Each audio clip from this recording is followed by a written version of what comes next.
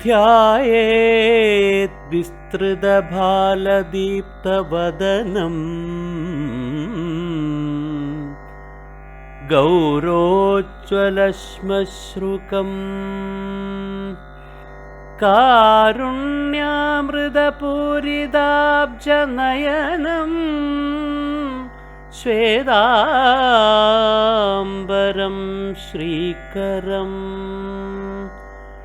ചിന്മുദ്രാങ്കിതദീർഘബാഹുയുഗളം പദ്മാസനസ്ഥം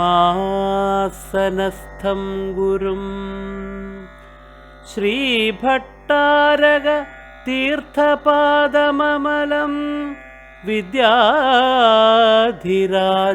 മുനിം ശ്രീഭട്ടാരക തീർത്ഥപാദമമലം വിദ്യാധിരാജം മുനിം.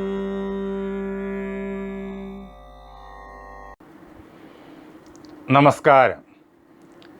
മനുഷ്യൻ ഉണ്ടായത് ജീവരാശി ഉണ്ടായ അതേ സ്ഥലത്താണ്. ജീവരാശി ഉണ്ടായിരിക്കുന്നത് ലങ്കയ്ക്ക് പടിഞ്ഞാറുണ്ടായിരുന്നതായ ഭൂവിഭാഗത്തിലാണ് എന്ന് സ്വാമി പറയുന്ന വാക്കുകൾ നമുക്ക് ഈ അവസരത്തിൽ ഒന്ന് കേൾക്കാം. സ്വാമിയുടെ വാക്കുകളാണിത്.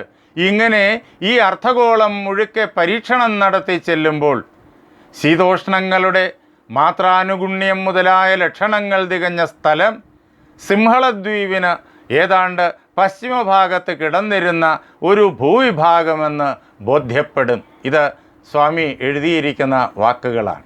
അങ്ങനെ ശ്രീലങ്കയ്ക്ക് പടിഞ്ഞാറ് വശത്തായിട്ട് ഉണ്ടായിരുന്ന ഭൂവിഭാഗം ഇന്നവിടെ മുഴുവൻ കടലാണ്. ഇത് കേൾക്കുമ്പോൾ പലരും അത്ഭുതപ്പെട്ടു പോകും. പക്ഷേ ഒരു കാര്യം ഓർക്കുക, ഈ ഭൂമുഖത്ത് വലുതായ മാറ്റങ്ങൾ ആയിരത്താണ്ടുകളിലൂടി നടന്നിട്ടുണ്ട്. കടലായി കിടന്ന സ്ഥലം കരയാവുകയും കരയായി കിടന്ന സ്ഥലം കടലാകുകയും ഒക്കെ ചെയ്തിട്ടുണ്ട്. അത്തരം മാറ്റങ്ങളുടെ കൂട്ടത്തിൽ വളരെ പ്രധാനപ്പെട്ടതായ മാറ്റമാണ് ഈ സംഭവിച്ചിരിക്കുന്നത്. ഇതിന് തമിഴ് ഗ്രന്ഥങ്ങളിൽ തെളിവ് കിടപ്പുണ്ട് എന്ന് മാത്രമല്ല, ഭൂഗർഭശാസ്ത്രം എന്ന ആധുനിക ശാസ്ത്രം ഇത് പൂർണ്ണമായും സമ്മതിക്കുന്നു. ശ്രീലങ്കയ്ക്ക് പടിഞ്ഞാറ് ഭാരതത്തിൻ്റെ തെക്കൻ ഭാഗത്തായിട്ട് ഒരു വലിയ ഭൂവിഭാഗം ഉണ്ടായിരുന്നു എന്നുള്ളത് ജിയോളജി വളരെ സ്പഷ്ടമായിട്ട് പ്ലേറ്റ് ടെക്ടോണിക്സ് എന്നുള്ളതായ സിദ്ധാന്തത്തിലൂടെ പൂർണ്ണമായും സമ്മതിച്ചുമിരിക്കുന്നു. വിദ്യാധിരാജ ചട്ടമ്പിസ്വാമികൾ അഗസ്ത്യ മഹർഷി എഴുതിയ ഭൂമിശാസ്ത്രത്തെ ആസ്പദമാക്കിക്കൊണ്ട് ഇതിൻ്റെ തെളിവ് നമ്മുടെ മുന്നിൽ സമർപ്പിക്കുകയും ഭൗതിക ശാസ്ത്രജ്ഞന്മാർക്കും ഇത് സമ്മതമാണ് എന്ന് വ്യക്തമാക്കുകയും ചെയ്യുന്നുണ്ട്. സ്വാമികൾ സമാധിയാകുന്നത് 1924 എന്ന് നമുക്കെല്ലാവർക്കും അറിയും. ഏതാണ്ട് ആ കാലഘട്ടത്തിലാണ് കോണ്ടിനെൻ്റൽ ഡ്രിഫ്റ്റ് എന്നുള്ളതായ സിദ്ധാന്തം ഉണ്ടായത്.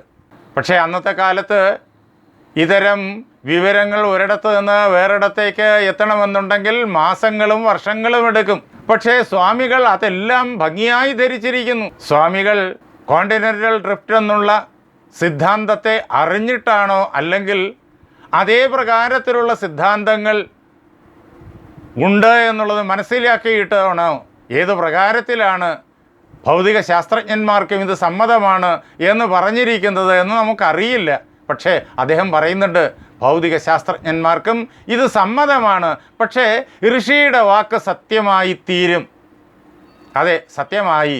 കുറേ കഴിഞ്ഞപ്പോഴേക്കും ഭൗതിക ശാസ്ത്രജ്ഞന്മാർ അത് സമ്മതിച്ചു. ഭാരതത്തിൻ്റെ തെക്കുവശത്ത് ഒരു വലിയ ഭൂഖണ്ഡമുണ്ടായിരുന്നു. ഇന്ന് അതിൻ്റെ തെളിവുകൾ നമുക്ക് ശാസ്ത്രമണ്ഡലത്തിലും ലഭ്യമാണ്. സ്വാമികൾ അഗസ്ത്യ ജ്ഞാലനൂല് എന്നു പേരായ ഒരു പ്രാചീന തമിഴ് ഗ്രന്ഥത്തെ ഇവിടെ ഉദ്ധരിക്കുന്നുണ്ട്. അതിൽ നിന്നിട്ട് കുറേ വരികൾ അദ്ദേഹം ഉദ്ധരിക്കുന്നു. അഗസ്ത്യ ജ്ഞാലനൂല് എന്നുള്ളതായി ഈ ഗ്രന്ഥം സ്വാമികൾ പഠിച്ചിട്ടുണ്ട് എന്ന് വ്യക്തം. പക്ഷേ ഇപ്പോഴത് ലഭ്യമല്ല. അതുകൊണ്ട് നഷ്ടപ്പെട്ടു പോയി എന്ന് നമുക്ക് പറയാനും നിവൃത്തിയില്ല. പല ഗ്രന്ഥങ്ങളും പലയിടങ്ങളിലും ഇന്നും ഇരുളിൽ ഒളിഞ്ഞ് ഇരിപ്പുണ്ട്. അതുകൊണ്ട് ഭാവിയിൽ നമുക്കത് കിട്ടിക്കൂടുന്നില്ല. പക്ഷേ സ്വാമി അതിൽ നിന്നിട്ട് ഉദ്ധരിക്കുന്നു. അതിൽ നിന്ന് 2 വരികൾ മാത്രം ഈ അവസരത്തിൽ ഞാൻ ചൊല്ലിക്കേൾപ്പിക്കുകയാണ്. ആ ഭൂവിഭാഗം കിട്ടമുറ്റ ഒൻറാകെ കിടந்த ഞാലം പട്ടവലൈകടലാലെ പലതായിപ്പോച്ച് എന്ന് അഗസ്ത്യർ അതിനകത്ത് എഴുതി വച്ചിട്ടുണ്ട്. ഭൂഖണ്ഡം അവിടെ ഒന്നായി കിടക്കുകയായിരുന്നു.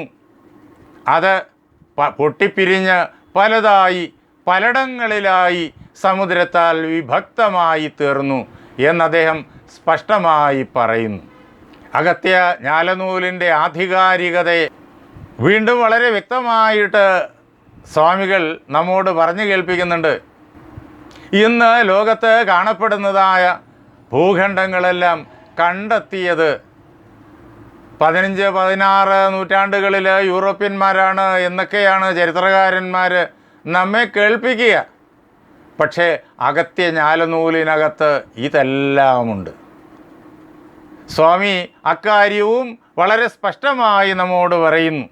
എന്നിട്ട് സ്വാമി പറയാണ്, ഇതിൽ നിന്ന് അഗസ്ത്യരുടെ ജ്ഞാലനൂലിൽ നിന്ന് അമേരിക്കയെക്കുറിച്ചുള്ളതായ പരാമർശം ഉദ്ധരിച്ചിട്ട് സ്വാമി പറയുന്നു, ഇതിൽ നിന്ന് പുത്തനായി കണ്ടുപിടിച്ചു എന്ന് ചിലർ ഘോഷിക്കുന്നതോ അഭിമാനിക്കുന്നതോ ആയ ചിത്തർപതല എന്ന് പറഞ്ഞാൽ സിദ്ധപുരി, അതിനെയാണ് ചിത്തർപതല എന്ന് അഗസ്ത്യർ പറയുക. അതായത് കപില മഹർഷി വസിച്ചിരുന്നതായ ഇടം ചിത്തർപതല അഥവാ സിദ്ധപുരി, നവ്യ ഭാഷയിൽ പറഞ്ഞാൽ അമേരിക്ക. ആ വാക്കും സ്വാമികൾ എടുത്തു പറയുന്നു. നവ്യ ഭാഷയിൽ പറഞ്ഞാൽ, പുതിയ ഭാഷയിൽ പറഞ്ഞാൽ അമേരിക്ക തുടങ്ങിയ മറുഭാഗത്തുള്ള ഭാഗങ്ങൾ, ഭൂമിയുടെ മറുഭാഗത്തുള്ള ഭാഗങ്ങൾ എന്നർത്ഥം.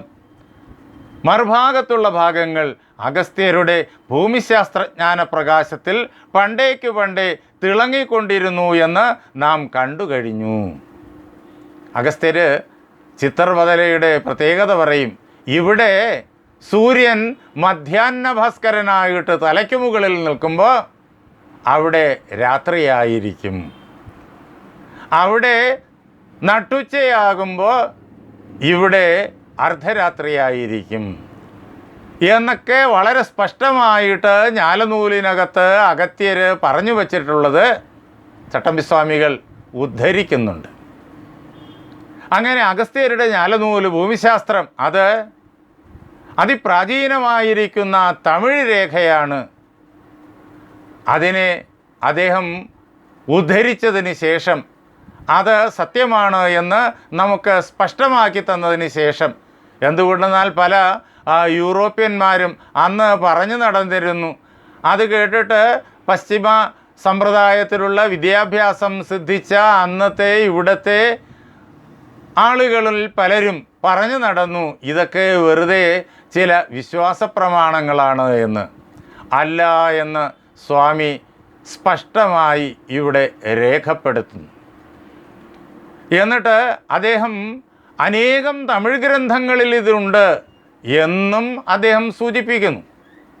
തമിഴിലും സംസ്കൃതത്തിലും പ്രാകൃതങ്ങളിലുമെല്ലാം ആ ഗ്രന്ഥങ്ങളിലുമെല്ലാം ആ ഭാഷകളിലുണ്ടായ ഗ്രന്ഥങ്ങളിലുമെല്ലാം അങ്ങേയറ്റം പ്രാവീണ്യം, അതേപോലെ അവഗാഹം നേടിയ മഹാതപസ്വിയും ഗവേഷകനുമാണ് വിദ്യാധിരാജ ചട്ടമ്പിസ്വാമികൾ എന്നോർക്കുക. കേരളത്തുകാരനായ ഇളങ്കോ അടികളെ ഇത് കേട്ടുകൊണ്ടിരിക്കുന്ന ആളുകളിൽ അനേകം പേർക്ക് നന്നായി അറിയും. നമ്മുടെ ചക്രവർത്തിയായിരുന്നു അദ്ദേഹം. ചേര ചക്രവർത്തി കുമാരൻ, നമ്മുടെ രാജകുമാരനായിരുന്നു അദ്ദേഹം. ഇന്നും അദ്ദേഹം നമ്മുടെ കാവ്യ ചക്രവർത്തിയാണ്, സാഹിത്യ ചക്രവർത്തിയാണ്. ചേരൻ ചെങ്കുട്ടുവൻ്റെ അനുജൻ ഇളങ്കോ അടികൾ, അദ്ദേഹം ചക്രവർത്തിയാകും എന്ന് കൊച്ചുനാളിലെ ഒരു ജ്യോതിഷൻ പ്രവചിച്ചപ്പോൾ ഞാനിതാ സന്യാസം സ്വീകരിക്കുന്നു, ഗാർഹസ്ഥ്യം ഉപേക്ഷിച്ചിരിക്കുന്നു എന്ന് അദ്ദേഹം അപ്പോൾ പ്രഖ്യാപിച്ചു.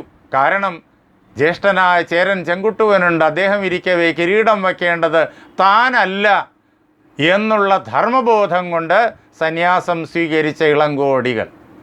അദ്ദേഹം എഴുതി തന്ന മഹാകാവ്യം, തമിഴിലെ പഞ്ചമഹാകാവ്യങ്ങളിൽ ഏറ്റവും പ്രധാനപ്പെട്ടതാണ് ആ തമിഴ്. അദ്ദേഹം എഴുതിയിരിക്കുന്ന തമിഴ് അന്നത്തെ കേരളത്തിലെ സംഭാഷണ ഭാഷയായ ചേരത്തമിഴാണ്.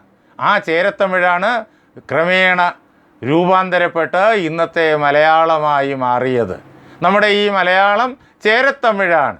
നമ്മുടെ ഭാഷയിൽ നമ്മുടെ രാജകുമാരൻ ഈ ലോക നന്മയ്ക്ക് വേണ്ടിയിട്ട് എഴുതി തന്നതായിട്ടുള്ള പവിത്രമായിരിക്കുന്ന മഹാകാവ്യമാണ് ചിലപ്പതികാരം. കണ്ണകിയുടെയും കോവലൻ്റെയും കഥ നമുക്ക് പരിചയപ്പെടുത്തി തരുന്ന മഹാകാവ്യം. നമ്മുടെ ജീവിത സങ്കല്പങ്ങളിൽ കണ്ണകിയുടെയും കോവലൻ്റെയും ചരിത്രം അങ്ങേയറ്റം ലയിച്ചിരിക്കുന്നു എന്ന് നമുക്ക് അല്പമൊന്ന് നമ്മുടെ സാംസ്കാരിക പൈതൃകം അന്വേഷിച്ചാൽ മനസ്സിലാകും. അതിനകത്ത് അദ്ദേഹം ഇക്കാര്യം സൂചിപ്പിക്കുന്നുണ്ട്. BC 1-ാം നൂറ്റാണ്ടിലാണ് ചിലപ്പതികാരം രചിക്കപ്പെട്ടത് എന്ന് തമിഴ് പണ്ഡിതന്മാർ പറയുന്നു. അങ്ങനെ പറയുന്നതിന് കാരണങ്ങളുമുണ്ട്. ചിലരത് AD 1-ാം നൂറ്റാണ്ടെന്നും 2-ാം നൂറ്റാണ്ടെന്നും പറയുന്നവരുമുണ്ട്. പക്ഷേ BC പക്ഷമായിരിക്കാം ശരി. കൂടുതൽ ഗവേഷണങ്ങൾ ഇനിയും ആ മേഖലയിൽ നടക്കേണ്ടിയിരിക്കുന്നു. ഭാരതത്തിൻ്റെ ചരിത്രം ആകെ വളച്ചൊടിക്കപ്പെട്ടിട്ടുണ്ട്. അതുകൊണ്ട് തന്നെ കൂടുതൽ ഗവേഷണങ്ങൾ ആ മേഖലയിലേക്ക് നടക്കേണ്ടിയിരിക്കുന്നു. ഏതായാലും ചിലപ്പതികാരം അന്നത്തെ വിശാല തമിഴകത്തിൽ 3 രാജ്യങ്ങളുണ്ടായിരുന്നു. ഈ 3 രാജ്യങ്ങളെയും ബന്ധിപ്പിക്കുന്നതായ മഹാകാവ്യമാണ്. കണ്ണകിയും കോവലനും ജനിച്ചത് ചോളനാട്ടിലാണ്. അവർ പിന്നെ അവിടെ നിന്ന് എത്തിച്ചേർന്നത് പാണ്ഡ്യനാട്ടിലാണ്. അവിടെ വച്ചാണ് കോവലൻ കൊല്ലപ്പെടുന്നത്.